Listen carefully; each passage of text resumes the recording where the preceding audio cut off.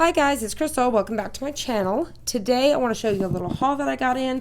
I told you guys in a previous video that I ordered the Easypress 2. So what I'm going to do today, I already have this printed out. I used it on a previous shirt, but if you see in my last video, I tried using the sublimation papers and they did work for a second and third time. So since I have this already ready to go, I'm going to try this guy out like I talked about before to see if we can't sublimate with it if you stayed really still. But one thing I'm going to do is I'm going to try the project that's inside with that to see how it works, what I think about it, how fast does it heat up. So I also ordered the Cricut pattern. This is iron-on. This is their pattern. It comes with 3 sheets each. I think I got these for around $7 something, and that was not too bad for 3 sheets. So this is their Christmas ones that they just came out with. One of them is, let me see if I can't find it. This one's striped pattern sampler, and this one is Nordic. The last thing that I ordered that I've been wanting for a little bit is the cutting ruler. This is their metal one that now I can use with my knife blade that I have here. I have my blue one, and then I also have my purple one that I ordered the other day that came with those extra blades. So I got the purple so it matched this one. Cut up and check it out as well. So I'm gonna move those out of my way. I'm gonna go ahead and start unboxing. Inside the box, it comes with this. It's very well packed. It's gonna come inside a little guy like this, inside a little bag. It's gonna come with your paperwork, a little piece of foam here. So the thing that's different with this one is you can see the difference with the base. So see them circles and stuff, you can see that's a little bit different. It feels a little bit smaller. We'll do a comparison here in just a second with the other one. So the next thing is it comes with this cute little bag, which comes with a little glitter see that we'll show you here in just a minute. That's going to go on that. And then this is what it looks like. What's pretty cool this time, they like sealed it with this plastic. So I'm going to go and peel that now. And then it looks like it comes with probably about the same length of cord as the other one. The other difference is this is going to go up to 400 degrees. And the thing about the thermometer and the clock looks a little bit different, and it's super tiny. It looks just like the other guy, I mean, except for it's got this pink, but it's a little bitty. It's super cute. So I'm excited to add this guy to our little collection here. So there's that, and then the bag, and then inside is your same paperwork like last time. Like I said, I've already split the seal so I can look at it. Comes with a register code to register it. Easypress instructions. Let's look at them. Definitely comes with some pictures there of talking about different little things, so we'll look over that later. We already know how to work the other one, so I think we're pretty good to go. This is that cute glitter. Look at it, cute, and you're supposed to iron it on this cute little bag. So that's what we're going to test out today. So that will be our glitter that we're going to test, and then we're going to test the sublimation like this. So you can see how much smaller this little guy is. So it's like a whole hand. You can see, maybe if I do that. So it's really tiny. So maybe if I set it on top like this. Well, anyways, so I don't have it turned on yet, so that way I can touch them, make sure. So the bottoms look exactly the same. And then this one's obviously way lighter, it's tinier. This one's blue, this one's got that raspberry color. On this one, it says temp and timer. This one shows like a little temperature gauge. It shows a little bitty timer. This is all the same. This one does come with a port here, so that way if we need any upgrades or anything, if they decide to change any settings in here, we can plug that into our computer. So this one, I'm going to show you really quick. Let me plug it in. Now let's check out the bases. So move these guys out of the way. So this base here seems to set up a little bit further so where I can stick my hand underneath, and I can't stick my hand under this one. So this one sets up a little bit more. I think it's supposed to help it cool down a lot better. This one's got lines, this one's got dots. This looks like it's made out of the same material, obviously. This one kind of comes off the edges. These are more centered. And then if you buy the new 9x9, it's gonna look just like this one as well. This one's super thin. This is what the bottoms look like, so you can see the difference in the new bases. So this one sets down in it, this one kind of sets on top of it. So that's that. So we're gonna set this back on here. Now let's get them both going and see what their temperatures goes up to. So I'm gonna get this one turned on. We're gonna hit temp, and we're gonna hit temp. We're gonna bring it all the way up as far as it'll go. So this one only goes up to 360, okay? I'll zoom you guys in just a second. On timer, let's see what it goes up to. Okay, so this one, the temperature goes up to 360 degrees, and the timer can go all the way to 300 seconds. On this one, let's turn it on for the first time. Super cute. We're going to hit the temp button, and we're going to bring it all the way up to as high as it can go.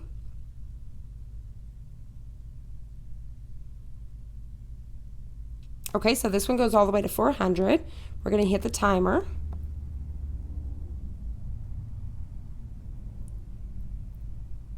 The thing about these timers, I wish when you held the button down that it would go like, you know, like say like the heat press does.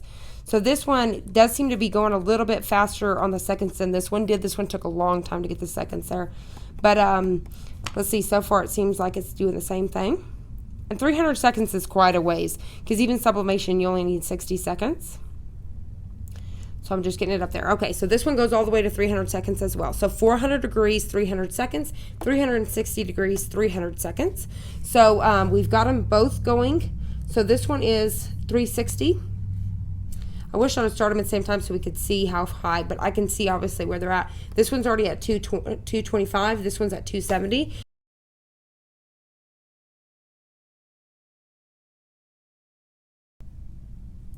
And it's kind of shocking, 400 degrees. And I was worried because I started this one first, but that's still behind there, 355.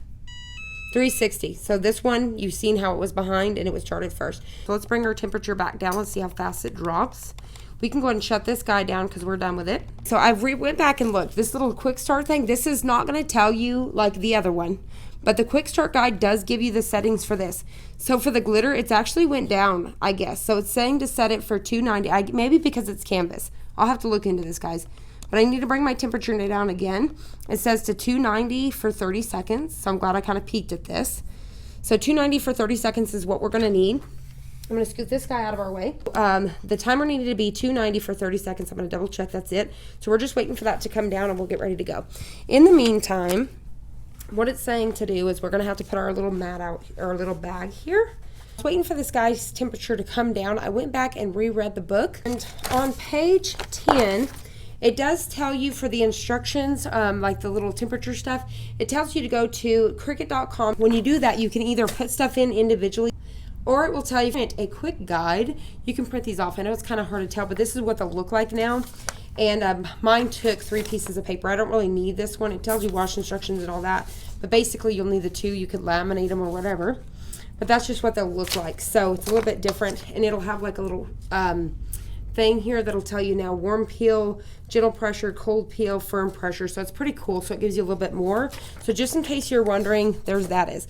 All right, so now it's ready to go. So the next thing it tells us to do is it tells us to press down and go ahead and take out any wrinkles and get out any moisture. So that's what it's telling us to do. And it says don't miss this step. So we're just going to do that. All right. There we go. So now the next thing that it says to do is you're going to put this down, which I already own one, so I know what to do, but I'm just trying to show you guys in case you're setting it up. So next thing you're going to do is you're going to put this down. So after this, you're going to do the 30 seconds. So we're going to get it down and we're going to hit go. So it says to give just a little, it says, I think it's a light pressure. Let's see. Gentle pressure is what it says. And then once we're done with it doing this, it says to flip and repeat. It says flip the bag over and press the reverse side for 15 seconds. You guys know how I feel about that. I'm kind of like, I don't think I've never done it, but I'll do it on this project just for you guys that are getting this. But I never flip my stuff, but if that's what they say to do, you may want to do it, but I don't. The big finish and then peel off that piece, and it's a warm to touch. Let's see. There we go, we're at 30 seconds. So it says while the iron is still, okay, so it says to flip it over and then 15 seconds. So we're gonna drop it again, hit go for 15 seconds. And then the next thing it says for the big finish while the iron on film still feels warm to the touch. So this is gonna be a warm peel. So we've got 5 more seconds to go. There we go, gonna get it out of our way. Flip it back. So when it's a warm peel, you definitely want to, and the thing about it is when they do this, they cut around that plastic, so you got to really get in there. Peel that off, and it looks good. So there that is. Looks good. I'll go ahead and inspect it here to see if everything seems good. So it seems to work just as good as the other one. So I'm quite impressed with it. I'm impressed with how fast it does heat up. So in case you guys are wondering, I'm pretty happy with it. So far my impressions of the little Easypress here, I'm pumped with. So now let's go ahead and test out the sublimation. You want to first put down your parchment paper because you don't want to get it on your pad or you're going to ruin it if you get any ink. Then you're going to want to polyester. All right, we're going to have to make sure it stays really still. So then I'm going to iron that out and get out any wrinkles All right.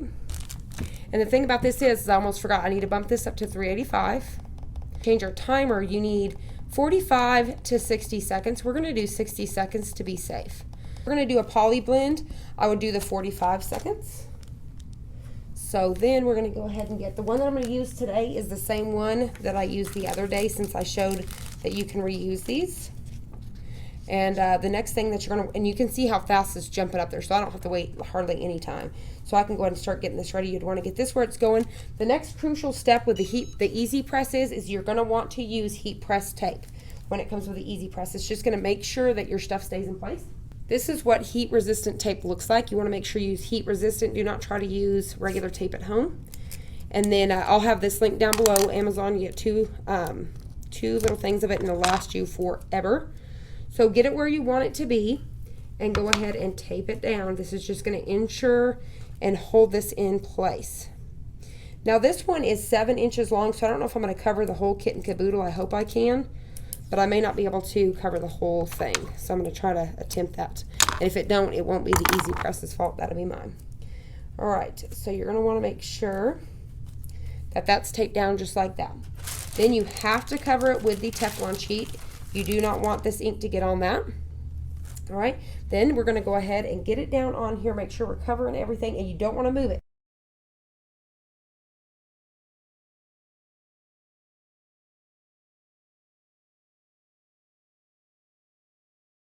You may be able to just let go of it and leave it sitting there because it just needs light pressure.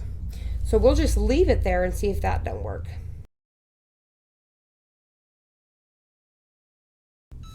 All right, moment of truth. You want to be very careful. Just pick it up and move it.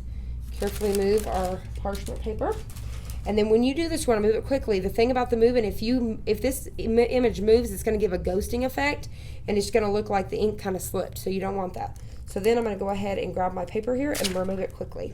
So it looks like it did. It worked out great. I'm going to zoom y'all in to show that you can sublimate with the Cricut Easypress. I'm going to scoot this out of the way and bring that in. So there it is. So if you wonder, can you sublimate with your Easypress?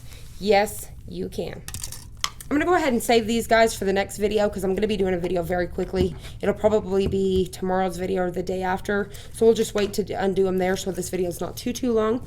And then the same as the ruler, I'll go ahead and undo it then and test it out and show you guys what I think. So I hope you guys enjoyed this. I hope you found it helpful. If you did, please hit the like button down below and subscribe. And I'll see you on the next one.